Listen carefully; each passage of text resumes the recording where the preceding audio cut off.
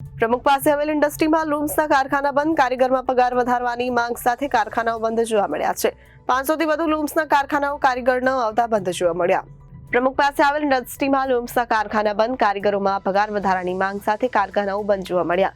500 થી વધુ લૂમ્સના કારખાનામાં કારીગરો ન આવતા બંધ જોવા મળ્યા। કારખાનાઓ બંધ રહેતા કરોડોનું નુકસાન। છેલ્લા 2-3 દિવસથી બંધ જોવા મળ્યું કારખાનું। 50% કારખાનાઓ પણ બંધ જોવા મળ્યા। મારું નામ વિજય દિનેશભાઈ પટેલ। આટલા કારખાનાઓ બંધ છે, 50%થી ઉપર લૂમ્સ કારખાનાઓ બંધ છે। કારીગરોની માંગ છે કે ભાવ વધારો કરી આપો। કેટલા કારખાનાઓ બંધ છે, કેટલું કરોડનું નુકસાન? અમારી સોસાયટીમાં 1000 થી ઉપર કારખાના છે।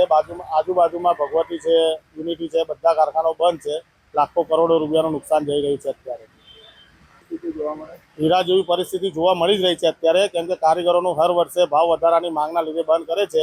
તેના લીધે હીરા કરતાં પણ ખરાબ પરિસ્થિતિ થઈ રહી છે। Bureau report Janadesh news, Surat.